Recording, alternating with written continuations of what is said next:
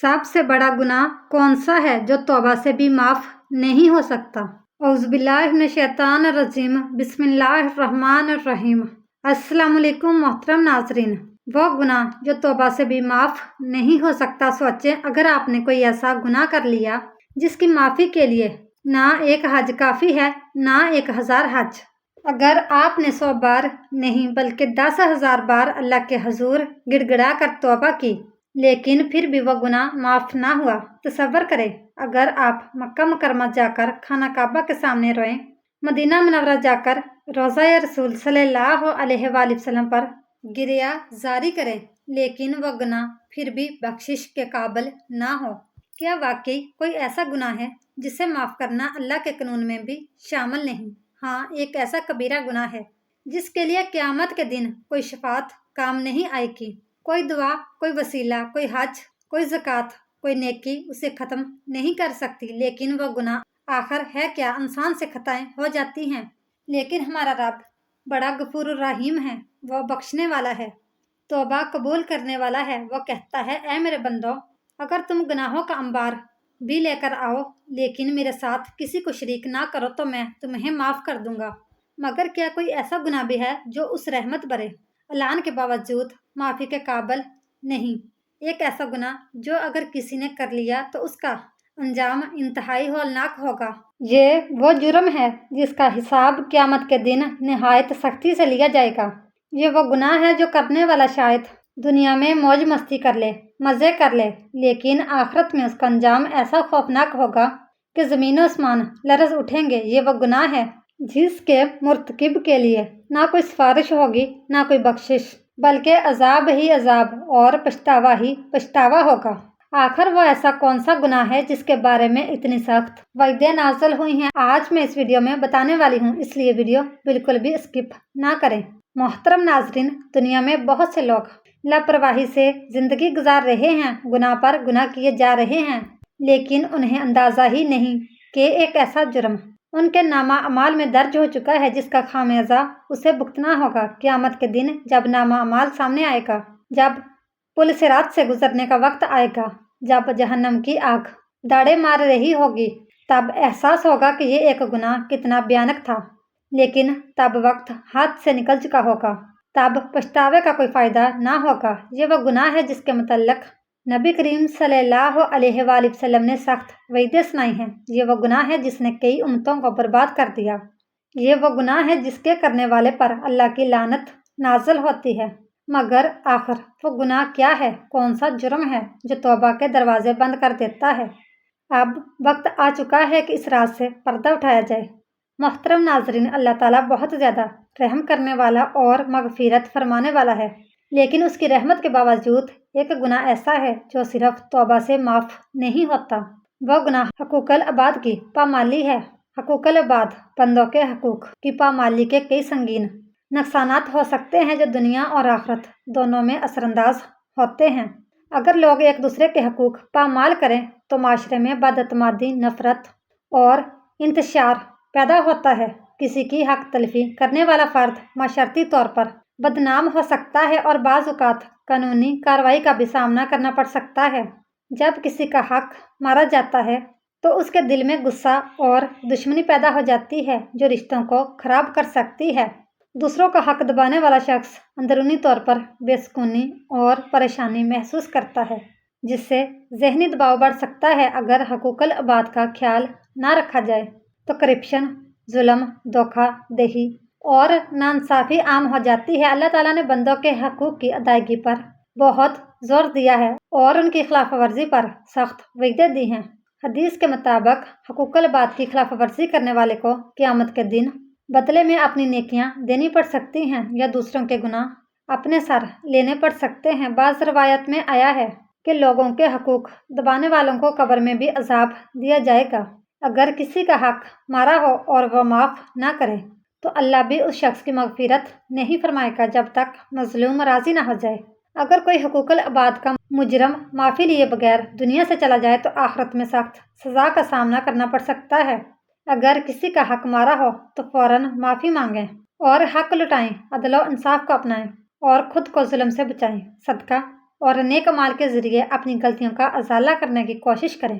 حقوق العباد کی حفاظت نہ صرف دنیا میں ایک بہترین زندگی کا سبب بنتی ہے بلکہ آخرت میں بھی کامیابی کی ضمانت دیتی ہے۔ اللہ تعالیٰ کے حقوق اللہ تو محض خالص توبہ اور ندامت سے معاف ہو سکتے ہیں، لیکن بندوں کے حقوق ایسے نہیں کہ بس زبان سے یا اللہ معاف کر دے کہہ دیا اور سب کچھ ختم ہو گیا، بلکہ جب تک مظلوم کا حق ادا نہ کیا جائے، جب تک جس کا حق مارا گیا ہے وہ معاف نہ کرے، تب تک یہ گناہ معاف نہیں ہو سکتا۔ یہی وجہ ہے کہ قیامت کے دن سب سے بڑا انصاف حقوق العباد کے معاملے میں ہوگا۔ اگر کسی نے کسی کا مال دبایا، کسی کی عزت پر حملہ کیا، کسی کے ساتھ دھوکہ دیا، کسی کا حق مارا، تو وہ حق اس دن اس کے نیک اعمال سے لے کر پورا کیا جائے گا، اور اگر اعمال کم پڑ گئے تو دوسروں کے گناہ اس پر ڈال دیے جائیں گے اور پھر جہنم اس کا مقدر بن جائے گی۔ اسلام میں حقوق العباد کو بہت زیادہ اہمیت دی گئی ہے۔ یہ اللہ کے وہ قوانین ہیں جو بندوں کے درمیان تعلقات کو بہتر بنانے کے لیے بنائے گئے ہیں۔ ان میں والدین کے حقوق، اولاد کے حقوق، پڑوسیوں کے حقوق، بیوی کے حقوق، شوہر کے حقوق، یتیموں اور مسکینوں کے حقوق، مزدوروں کے حقوق، کاروباری معاملات میں امانتداری، دوسروں کے مال و دولت کی حفاظت اور انسانوں کے ساتھ اچھا برتاؤ شامل ہے۔ ارشاد باری تعالیٰ ہے، نیکی اور تقوی میں ایک دوسرے کی مدد کرو اور گناہ اور زیادتی میں ایک دوسرے کی مدد نہ کرو۔ المائدہ آیت نمبر 2۔ نبی کریم صلی اللہ علیہ وآلہ وسلم نے فرمایا، مسلمان وہ ہے جس کے ہاتھ اور زبان سے دوسرے مسلمان محفوظ رہیں۔ بخاری۔ اس سے معلوم ہوتا ہے کہ کسی کی حق تلفی کرنا، دھوکہ دینا یا ظلم کرنا اسلام میں ناقابل برداشت جرم ہے۔ اگر ہم دوسروں کے حقوق ادا نہیں کریں گے تو اللہ تعالیٰ ہمارے ساتھ بھی ویسا ہی معاملہ کرے گا۔ قرآن و حدیث میں حقوق العباد پامال کرنے والوں کے لیے سخت وعیدیں بیان کی گئی ہیں۔ اللہ تعالیٰ فرماتا ہے، جس نے ذرا برابر بھی نیکی کی ہوگی وہ اسے دیکھ لے گا، اور جس نے ذرا برابر بھی برائی کی ہوگی وہ بھی اسے دیکھ لے گا۔ نبی کریم صلی اللہ علیہ وآلہ وسلم نے ایک حدیث میں فرمایا، جانتے ہو قیامت کے دن سب سے زیادہ خسارے میں کون ہوگا؟ ایک ایسا شخص جو قیامت کے دن نیکیاں لے کر آئے گا، نمازیں پڑھی ہوں گی، روزے رکھے ہوں گے، زکوٰۃ دی ہوگی، لیکن اس نے کسی کو گالی دی تھی، کسی کا حق دبایا تھا، کسی پر ظلم کیا تھا، بس اس کی نیکیاں ان لوگوں میں تقسیم کر دی جائیں گی، اور جب نیکیاں ختم ہو جائیں گی تو دوسروں کے گناہ اس پر ڈال دیے جائیں گے، پھر اسے جہنم میں پھینک دیا جائے گا۔ مسلم۔ یہ حدیث سن کر لرز جانا چاہیے کہ اگر کسی نے کسی کا حق مارا، کسی کے ساتھ زیادتی کی، کسی کو دھوکہ دیا اور پھر دنیا میں توبہ کی ہے اور معافی تلافی کیے بغیر مر گیا، تو قیامت کے دن اس کے پاس کچھ نہیں بچے گا۔ دنیا میں اگر کوئی شخص کسی کا حق مار کر مزے کر رہا ہے تو اس سے یاد رکھنا چاہیے کہ یہ فائدہ بہت مختصر ہے، لیکن قیامت کے دن اس پر بہت بڑی مصیبت آئے گی۔ اللہ تعالیٰ ظالم کو فوری سزا دے یا نہ دے، مگر اس کے حساب کا دن ضرور آئے گا۔ نبی کریم صلی اللہ علیہ وآلہ وسلم نے فرمایا، ظلم کرنے والا قیامت کے دن اندھیروں میں ہوگا۔ مسلم۔ اگر آپ کسی کا حق مار چکے ہیں، کسی کا دل دکھا چکے ہیں، کسی کے ساتھ ناانصافی کر چکے ہیں تو آج ہی اس سے معافی مانگے، ورنہ کل حساب دینے کے لیے تیار رہیں۔ محترم ناظرین، آخرت میں بچنے کا صرف ایک راستہ ہے۔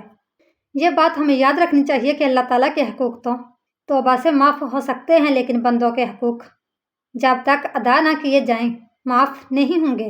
اگر ہم چاہتے ہیں کہ قیامت کے دن ذلت سے بچیں تو ہمیں آج ہی اپنے معاملات درست کرنے ہوں گے۔ جس کا حق مارا ہے اسے لوٹا دیں، اگر مالی نقصان دیا ہے تو اسے پورا کریں، اگر کسی کو تکلیف دی ہے تو معافی مانگیں، اگر کسی کے بارے میں جھوٹ بولا ہے تو اس کی عزت بحال کریں، اگر کسی کے ساتھ زیادتی کی ہے تو اللہ سے نہیں بلکہ اسی شخص سے معافی مانگیں۔ یہ وہ گناہ ہے جو انسان کو سیدھا جہنم کی طرف لے جا سکتا ہے، اور کوئی بھی عبادت، کوئی بھی حج، کوئی بھی صدقہ اسے نہیں مٹا سکتا جب تک کہ حقدار خود معاف نہ کر دے۔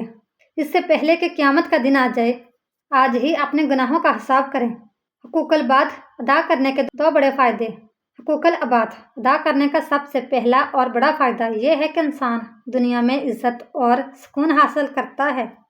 جو شخص دوسرے کے حقوق ادا کرتا ہے وہ معاشرے میں ایک باوقار اور معزز انسان بن جاتا ہے۔ لوگ اس پر بھروسہ کرتے ہیں، اس سے محبت کرتے ہیں اور اس کے لیے دعا کرتے ہیں۔ نبی کریم صلی اللہ علیہ وآلہ وسلم نے فرمایا، लोगों में सबसे बेहतर वो है जो दूसरों को नफ़ा पहुँचाए। मसनद अहमद।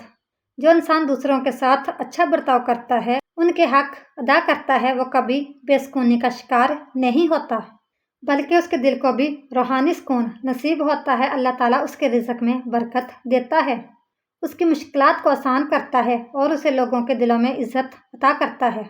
हकूक़ुल इबाद अदा करने का दूसरा फ़ायदा, आखिरत में कामयाबी और जन्नत का इनाम। हकूक़ुल इबाद अदा करने का सबसे बड़ा फ़ायदा ये है कि आखिरत में कामयाबी और जन्नत में दाखिले का ज़रिया बनता है। नबी करीम सल्लल्लाहु अलैहि वसल्लम ने फरमाया, जो शख्स अपने भाई की परेशानी दूर करेगा, अल्लाह क़यामत के दिन उसकी परेशानी दूर फरमा देगा। मुस्लिम।